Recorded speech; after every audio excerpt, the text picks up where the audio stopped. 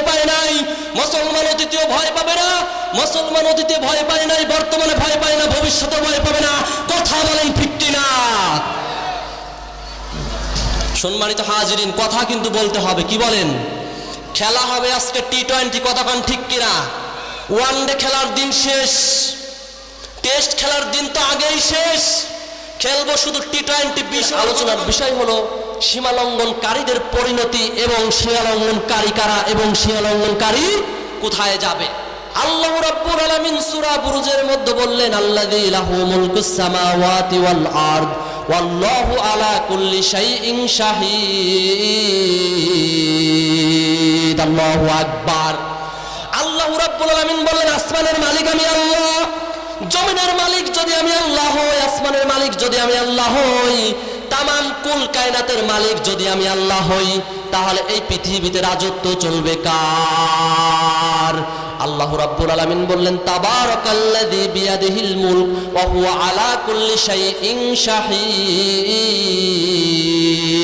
বরকতময় আমি যে আল্লাহ, রহমতময় আমি যে আল্লাহ, তামাম পৃথিবীতে, তামাম বাংলাদেশে নয়, তামাম বিশ্বে রাজত্ব চলবে আমার একমাত্র আল্লাহর। কার রাজত্ব চলবে?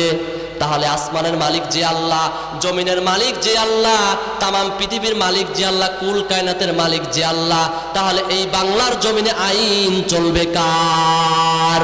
মনে হয় আওয়ামী লীগের চলবে, বিএনপির চলবে। যে আওয়ামী লীগ বলেন, বিএনপি বলেন, চরমনাই বলেন, জামাত ইসলাম বলেন, সম্মানিত বন্ধুগণ, এর আগে ফিরাউন, দেখবেন ফিরাউনের চেয়ে কেউ বাদশাহ ছিল না, সম্রাট ছিল না, নমরুদের চেয়ে কেউ ছিল না, আবু জেহেলের মতন কেউ ছিল না, আবু সুফিয়ানের মতন কেউ ছিল না। এদের উত্তরসূরি হচ্ছে বড় বড় শয়তান হজিনা চলে গিয়েছে। এইটাই হচ্ছে জুলুম, এইটাই হচ্ছে অত্যাচার। আমি আপনাদেরকে একটু পর বুঝাচ্ছি। দেখেন অত্যাচার জুলুম কাকে বলে। নিজের বাপের গড়া আইন করতে চান, নিজের যদি আইন গড়া করতে চান, নিজের কিতাবের যদি আইন করতে চান, তাহলে এই দুনিয়াতে ফিরাউন, নমরুদ এদের মতন আপনি এই পৃথিবীতে টিকে থাকতে পারবেন না। মালিক যদি আল্লাহ, জমিনের মালিক যদি আল্লাহ হয়, তাহলে আইন চলবে আল্লাহর। আল্লাহ রাব্বুল আলামিন বললেন, ফামান তাবিয়া হুদাইয়া ফালা খাউফুন আলাইহিম ওয়া লাহুম ইয়াহজানুন।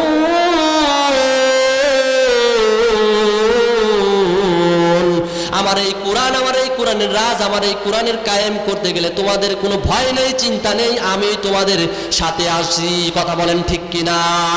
আল্লাহ রাব্বুল আলামিন বললেন, ফামান তাবিয়া হুদাইয়া ফালা খাউফুন আলাইহিম ওয়া লাহুম ইয়াহজানুন। হে মুমিন বান্দা, তোমরা ভয় পাবে না, টেনশন পাবে না, আমি আল্লাহ রাব্বুল আলামিন তোমাকে সাহায্য করার জন্য ওয়াজিব হয়ে যাব। দেখবেন একদল আছে, দেখবেন কোরআন পড়ে কোরআন হাদিস শুনে, সব কিছু শোনার পর কোরআনের বিরোধিতা করে, এরকম লোক আছে কিনা? নেই। সম্মানিত হাজিরিন, এই জন্য আমাদের বিরোধিতা করা যাবে না, কোরআনের বিরোধিতা করা যাবে না, হাদিসের বিরোধিতা করা যাবে না। যেই বিরোধিতা করবে সেটি এই দুনিয়াতে বেশি দিন টিকে থাকতে পারবে না। কোরআনের সাথে যারা করবে দণ্ড, তাদের সাথে কবু হবে না আপোষ। কোরআনের সাথে যারা করবে দণ্ড, তাদের সাথে কবু হবে না আপোষ। জেল জুলুম হলেও হবে, জেল জুলুম হলেও হবে, বিবেকের কাছে রব নির্দোষ, আমার প্রভুর কাছে রব নির্দোষ, আমার মালিকের কাছে রব নির্দোষ। কথা বলেন ঠিক কিনা? আল্লাহ রাব্বুল আলামিন বললেন, ইন্না বাদশা রাব্বিকা লাশাদীদ। আসমানের মালিক আমি আল্লাহ, জমিনের মালিক আমি আল্লাহ, কাল কিয়ামতের বিচারের ময়দানের মালিকও আমি আল্লাহ। কথা বলেন ঠিক কিনা? আল্লাহ রাব্বুল আলামিন সূরা নাবার মধ্যে বললেন, ইন্না জাহান্নামা কানাত মিরসাদা।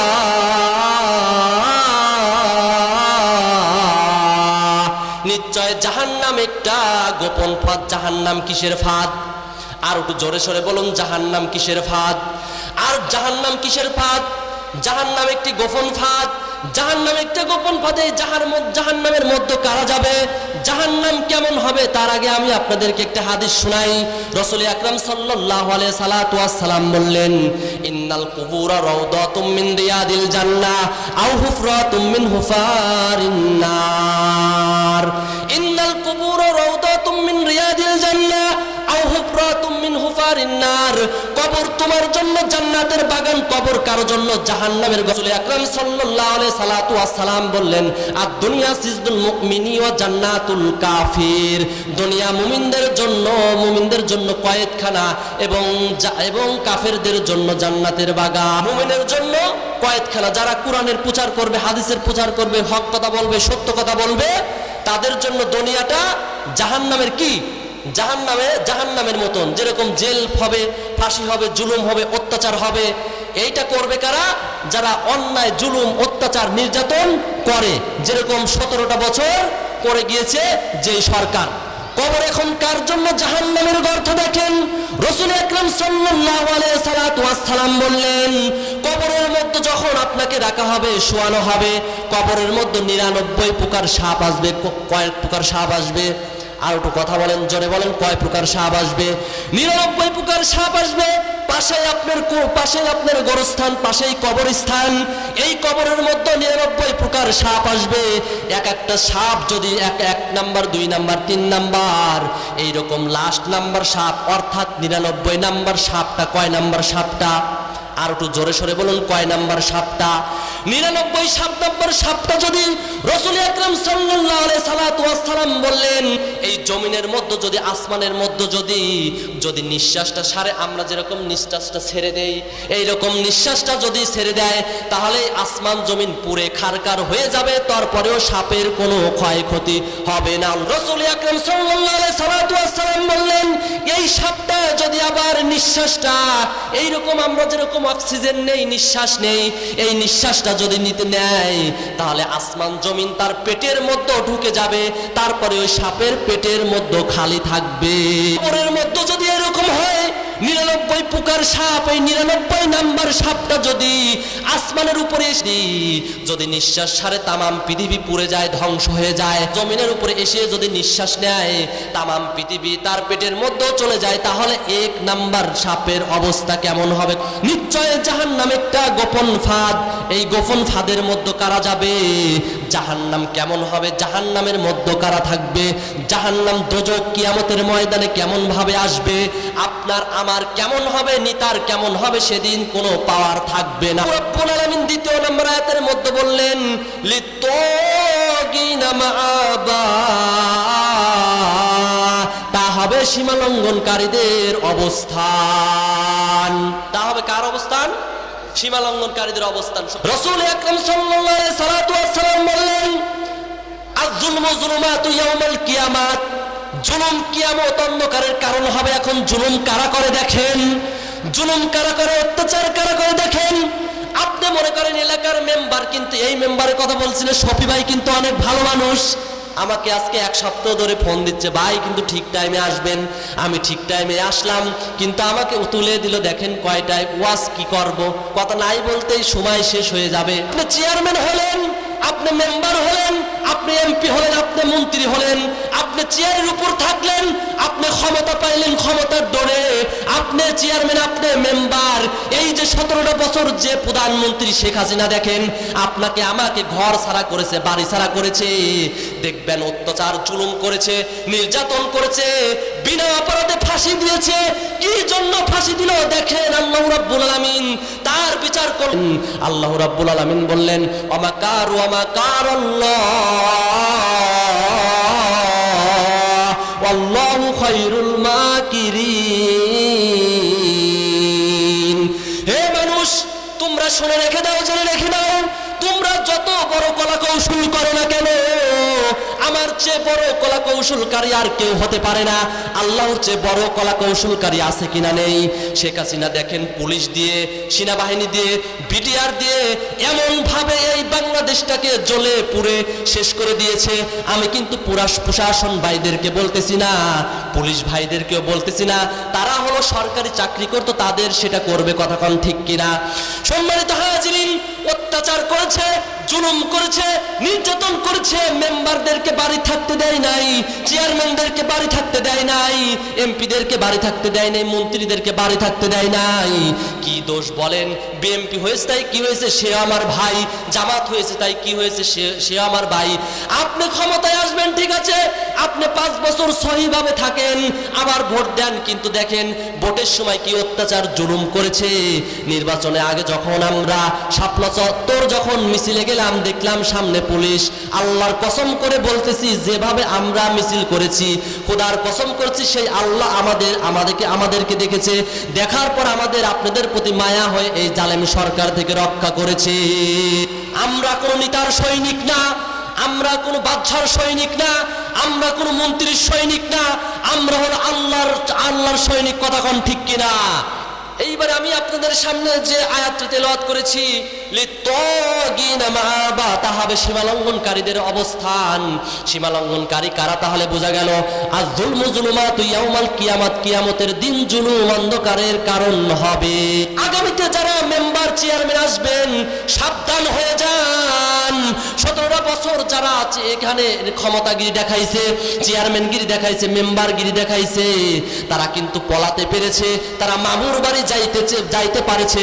পরবর্তীতে যদি আপনারা কেউ এরকম করেন, মামুর বাড়িও যাইতে পারবেন না। জামাত ইসলাম করেন সমস্যা নাই, আপনি চরমোনাই করেন সমস্যা নাই, আপনাকে কোরআন দিয়ে পরিচালনা করতে হবে। রাসূল আকরাম সাল্লাল্লাহু আলাইহি সাল্লাতু ওয়াস সালাম বললেন, আল মারউ মা মান আহাব্বা, মানুষ যাকে ভালোবাসবে কিয়ামতের ময়দানে তার সাথেই উঠবে। কথা বল, যেই দলে রাসূলের কথা আছে, কোরআনের কথা আছে, যেই নেতা কোরআনের কথা বলে, হাদিসের কথা বলে, রাসূলের কথা বলে, আল্লাহর কালামের কথা বলে, সেই নেতার সাথে আমাদের থাকতে কোনো সমস্যা নাই। সেই নেতা আওয়ামী লীগ হোক, বিএনপি হোক, চরমোনাই হোক, জামাত ইসলাম হোক, যে দল হয় হোক। কথা কোন ঠিক কিনা? আপনি যে দল করেন না কেন, যেই দলের নেতা কোরআন বলে না, হাদিস বলে না, যেই নেতা কোরআনের বিরোধিতা করে, হাদিসের বিরোধিতা করে, সেই নেতার সাথে আমরা যাব না। কথা বলেন ঠিক কিনা? সীমালঙ্ঘনকারী কারা? সীমালঙ্ঘনকারী যে জুলুম করে, চেয়ারের উপরে বসে গিয়ার দিয়ে যেই ব্যক্তি চলবে, যেই ব্যক্তি সঠিক বিচারটা করবে না। দেখবেন অনেক মেম্বার, অনেক চেয়ারম্যান আছে, আমি বাস্তবটা কিন্তু বলে যাচ্ছি, কিন্তু আবার বলবেন ভাই শুধু একই কথা বলতেছেন, চেয়ারম্যান মেম্বার। এই কথাটা বলতেছি কি কারণ? আমাদের বাংলাদেশে তো এইটাই নিয়ম, যদি পারিবারিক কোনো সমস্যা হয়, ভাই কোনো সমস্যা হয়, বোন কোনো সমস্যা হয়, ভাই বোন কোনো সমস্যা হয়, ভাই মধ্যে দেখবেন তো সর্বপ্রথম সমস্যা হয় জমি জমা নিয়ে। কথা বলেন ঠিক কিনা? আপনাদের মধ্যে মনে হয় এরকম হয় না? আমাদের পাবনাতে হয়, আমাদের পাবনা অঞ্চলে হয়। ভাই সমস্যা হলে দেখবেন সর্বপ্রথম চেয়ারম্যানের কাছে যায়, মেম্বারের কাছে যায়। চেয়ারম্যান দেখবেন যেই দল শক্তিশালী হয়, ভাইয়ের মধ্যে শক্তিশালী হয়, যে ভাইয়ের মাথায় তেল আছে, যেই ভাই টাকা দিতে পারে। খোদার কসম করে বলতেছি, মানুষ আমি ছোট হতে পারি, চেয়ারম্যান মানুষ যে এত খারাপ হয় জীবনে আমি দেখি নাই। যেই দলের লোক টাকা বেশি দিতে পারে, সেই দলের মধ্যে রায় দিয়ে দেয় সেই চেয়ারম্যান। এই চেয়ারম্যান এরকম করে। এই চেয়ারম্যানকে যদি আপনারা ভোট দিয়ে যদি আপনারা উইন করান, যদি আপনারা পাশ করান, তাহলে আপনিও ওই জুলুমকে ভোট দিচ্ছেন। কাল কিয়ামতের ময়দানে আপনার এই ভোটেরও বিচার হবে। বলবে, হে জব্বার, হে রফিক, তুমি কাকে ভোট দিয়েছো? ভোট দিয়ে উইন করিয়ে ও আজকে জুলুম করতেছে, অত্যাচার। জুলুমটা কি দেখেন? গরিব মানুষের কার্ড আসে, এই কার্ডগুলোকে টাকা দিয়ে বিক্রি করে। চাউল আসে, চাউলটা বিক্রি করে। রমজান মাসে খেজুর আসে, খেজুরটা বিক্রি করে। সোলা আসে, সোলাটা বিক্রি করে। এই সীমালঙ্ঘনকারী তারা হবে জাহান্নামী। এইবার আসুন, আল্লাহ রাব্বুল আলামিন বললেন, লাবিসিনা ফিহা আহকাবা, সেখানে তারা যুগ যুগ ধরে থাকবে, আর কোথাও যাইতে পারবে না। আল্লাহু আকবার। আল্লাহ রাব্বুল আলামিন বললেন, যারা এই জুলুম করলো তাদেরকে কবরের মধ্যে তো শাস্তি দেওয়া হবেই, এবং বিচারের ময়দানে বিচার করা হবে। বিচারের শেষে আল্লাহ রাব্বুল আলামিন জাহান্নামে দিবে। জাহান্নামে দেওয়ার পর তারা যুগ যুগ ধরে থাকবে, সেখান থেকে আর বের হতে পারবে না, আর বের হতে পারবে না। সারা জীবন তাদের শাস্তি, বছরের পর বছর। দেখবেন রুহের জগতে আপনি ছিলেন, রুহের জগৎ থেকে আপনি মায়ের গর্ভে আসলেন, মায়ের গর্ভ থেকে দুনিয়ায় 60 বছর 70 বছর আসলেন। কবরের জিন্দেগি থাকবেন আবার হাজার বছর। কিয়ামতের ময়দানে উঠবেন, হাজার বছর থাকবেন, হাজার 2000 বছর থাকার পর আল্লাহ রাব্বুল আলামিন আপনার আমার বিচার শুরু করবে। বিচার শুরু করার পর আপনাকে জাহান্নামে দিবে, না হলে জান্নাতে দিবে। জান্নাতে দিলে আলহামদুলিল্লাহ, জাহান্নামে দিলে আপনার জীবন সব শেষ। সম্মানিত হাজিরিন, তাহলে আমরা জান্নাতে যাইতে চাই কি জাহান্নামে যাইতে চাই? আর একটু জোরে সরে বলুন, জান্নাতে যাইতে চাই না জাহান্নামে যাইতে চাই? তাহলে জান্নাতে যাইতে হলে আমাদেরকে কি হবে? কোরআন মানতে হবে এবং হাদিস মানতে হবে। আমি মা বোনেদের একটা হাদিস শুনে দিয়ে যাই। যারা মা বোনেরা শুনতেছেন না, ভাই এবং বন্ধুগণ যারা শুনতেছেন, তারা এই হাদিসটা গিয়ে বা আপনার বিবিদের, কন্যাদের শোনাবেন। কারণ একটা মারাত্মক হাদিস। একটা মহিলা যদি সারা জীবন ফরজ নামাজ পড়ে, নফল নামাজ পড়ে, তারপরেও জাহান্নামে যাবে। একটা মহিলা যদি ফরজ নামাজ পড়ে, নফল নামাজ, নফল রোজা কম করে, তারপরেও জান্নাতে যাবে। কেন যাবে দেখেন। মা বোনেরা যারা শুনতেছেন, আমলটা ভালো করবেন, কারণ প্রত্যেকটা বাড়িতে এই ঘটনাটা হয়। মা বোনেদের জন্য আজকে পাড়া প্রতিবেশীদের অশান্তি দেখবেন, একটু পর বুঝবেন কেন অশান্তি হয়। মা বোনেদের জন্য কন্যা এবং সব জায়গায় এবং অশান্তি দেখবেন। একজনের জন্য আরেকজনের ভাত ছাড়ে, আরেকজনের জন্য আরেকজন স্বামী ছাড়ে। দেখবেন কি জন্য? রাসূল আকরাম সাল্লাল্লাহু আলাইহি সাল্লাতু ওয়াস সালাম একদিন মসজিদে বসেছেন। মসজিদে বসে থাকার পর বলতেছেন, হে সাহাবীরা, আমি তোমাদের হাদিস শুনিয়ে দেই। সাহাবায়ে কেরাম বলে, ইয়া রাসূলুল্লাহ, ইয়া হাবিবাল্লাহ, কি সম্পর্কে হাদিস শোনাবেন? তখন রাসূলুল্লাহ সাল্লাল্লাহু আলাইহি সাল্লাতু ওয়াস সালাম বললেন, তোমরা ভালো করে শোনো। শোনার পর তোমাদের বিবিদেরকে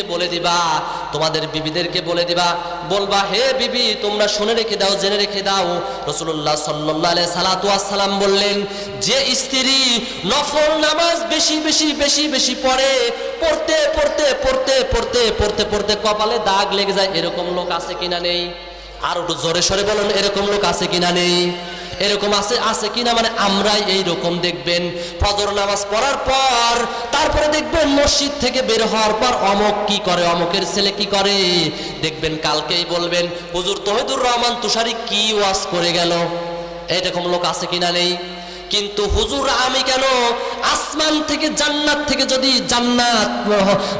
থেকে যদি ফেরেশতা পালিয়ে এসে যদি ওয়াজের কথা বলে, তারপরেও ফরজ নামাজ এখানে সবাই মনে হয় পড়বে কিনা একমাত্র আল্লাহ জানে। সারাদিন ওয়াজ শুনবেন, শোনার পর যদি আপনি যদি আমল করেন, তাহলে আপনার ওই ওয়াজের কোনো মান থাকলো না। ওয়াজ শোনা সেরকম, ওয়াজ শোনা নফল ইবাদত, ওয়াজ শোনা ভালো, ওয়াজ শুনলেও সওয়াবের কাজ। কিন্তু সবচেয়ে বড় ইবাদত হচ্ছে আল্লাহর দ্বীন কায়েম করা এবং নামাজ পড়া। কথা বলেন ঠিক কিনা? আল্লাহ রাসূল আকরাম সাল্লাল্লাহু আলাইহি সাল্লাতু ওয়াস সালাম বললেন, আউয়ালু মা ইউহাসাব বিহিল আবদু ইয়াউমাল কিয়ামাতিস সালাহ। কিয়ামতের দিন বান্দার সর্বপ্রথম নামাজের হিসাব হবে। যে ব্যক্তি নামাজ পড়বে না, রাসূল তার ফাইল দেখবে না। দেখবেন আপনি যদি চাকরি করতে যান, ইন্টারভিউ দিতে দিতে গেলে দেখবেন আপনার এসএসসির সার্টিফিকেট, আপনার ইন্টারের সার্টিফিকেট, মাস্টার্সের সার্টিফিকেট দেখে। ঠিক আল্লাহ রাব্বুল আলামিন সেই দিন, আল্লাহ রাব্বুল আলামিনের নবী, আমার নবী, আপনার নবী, যে রাসূলের হাদিস অনুসরণ করবে সেই ব্যক্তিকেই আমার রাসূল শাফায়াত করবে এবং তাকে জান্নাতে নিয়ে যাবে। রাসূলুল্লাহ সাল্লাল্লাহু আলাইহি সাল্লাতু ওয়াস সালাম বললেন, আউয়ালু মা ইউহাসাবু বিহিল আবদু ইয়াউমাল কিয়ামাতিস সালাহ। কিয়ামতের দিন সর্বপ্রথম বান্দার নামাজের হিসাব হবে। তাহলে আমাদের নামাজ পড়ার দরকার আছে কিনা নাই? দুই হাত তুলে দেখান কে কে কালকের থেকে নামাজ পড়বেন ইনশাআল্লাহ। নারে তাকবীর! পড়বেন তো ইনশাআল্লাহ? নামাজ বাদ দিবেন না। শোনেন, আপনি যত গুনাহ করবেন, যত পাপ করবেন, যা করবেন তাই করবেন, একটা জিনিস মাথায় রাখবেন, সারা ঘন্টা ওয়াজ আপনার শুনে মাথায় থাকবে না, থাকবে একটা আমল নিয়ে যাবেন আজকে ইনশাআল্লাহ। খোদার কসম করে বলতেছি, আপনাকে জান্নাতে নিয়ে যাওয়ার জন্য কেউ ঠেকাতে পারবে না। যদি মুহাম্মদ সাল্লাল্লাহু আলাইহি সাল্লাতু ওয়াস সালাম আপনার পক্ষে থাকে, থাকবেই এই দুইটা আমল যদি আপনি করেন। কোন আমল? একটা হচ্ছে জুলুম আপনি কখনোই করবেন না। সম্মানিত হাজিরিন, জুলুম কেন আপনি করেন? দেখেন, আপনার এইখানে 200 বছর আগে কোন ব্যক্তি এখানে বসে ওয়াজ শুনছে আপনি কি জানেন? বলতে পারবেন? বলতে পারবেন না। আচ্ছা, এখন যারা আমরা ওয়াজ করতেছি, আপনি শুনতেছেন 200 বছর পর কারা আসবে ওয়াজ শুনবে, সে কি এসে বলতে পারবে? আচ্ছা দেখেন, কেউ পারবে না, কিচ্ছু পারবে না। আচ্ছা মনে করেন আমার দাদার নাম এনার আলী প্রামাণিক, আমার দাদার নাম কথা বলতেছি, উদাহরণটা বুঝবেন। আমার দাদার নাম এনার আলী প্রামাণিক, আর আমার বাবার নাম আব্দুল গফুর প্রামাণিক, আমার নাম তহিদুর রহমান তুষারি প্রামাণিক। আচ্ছা দেখেন, আমার দাদা যে সম্পত্তি করে গিয়েছে সেটা খায় কে? আমার বাপ। আমার দাদা কি নিয়ে নিয়ে যায় নাই। আচ্ছা আমার বাপ যেটা করতেছে এইটা খাস থেকে আমার বাপ এবং আমরা। আচ্ছা আমার বাপ যখন মারা যাবে, আমার বাপ কি নিয়ে যাবে? আমার বাপ কিচ্ছুই নিয়ে যাবে না, বরঞ্চ আমরা আমাদের মতন সন্তান যাদের রেখে যাচ্ছে, যারা আমাদের রেখে যাচ্ছে, আমরা যদি বাবার কবরে গিয়ে আমরা যদি এখানে বসে যদি বাবার নামে রব্বির হামহুমা কামা রব্বায়ানি সগীরা না বলতে পারি, তাহলে কেমন কথা বলেন? আমরা কি পারবো না? আমরা ইনশাআল্লাহ পারবো। ইনশাআল্লাহ পারার আপনার মন থাকতে হবে। তাহলে দেখেন আমরা কেন জুলুম করে, অত্যাচার করে আমরা 10 তলা 20 তলা বিল্ডিং বানিয়ে সন্তানদেরকে দিয়ে যাচ্ছি, যেই সন্তান আমরা মরে গেলে কিয়ামতের ময়দানে আপনি বলবেন আমি কোনো বিয়েই করি নাই, সন্তানই জন্মগ্রহণ দেই নাই। তাহলে আপনি এইটা যখন বলবেন, তাহলে এই যে জুলুম অত্যাচার করে রাহাজানি করে আপনি জান্নাতের মধ্যে আপনি কেন পাপী হচ্ছেন, জুলুম হচ্ছেন? কথা বলেন ঠিক কিনা?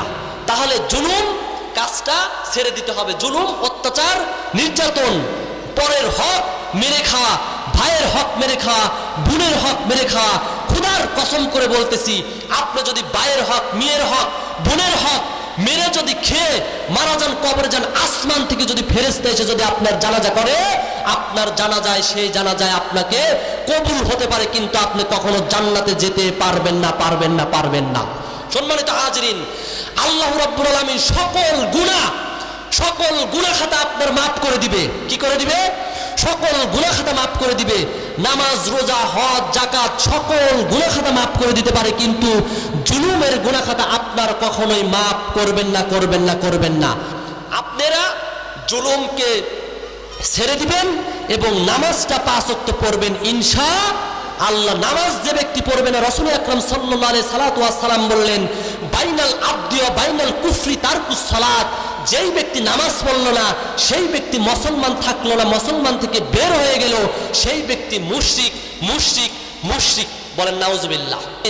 অন্যান্য বর্ণনায় এসেছে যেই ব্যক্তি নামাজ পড়বে না সেই ব্যক্তি কাফের, নাউজুবিল্লাহ। আমরা কাফের ফতোয়া দেব না, আমরা মুসলমান। কথা বলেন ঠিক কিনা?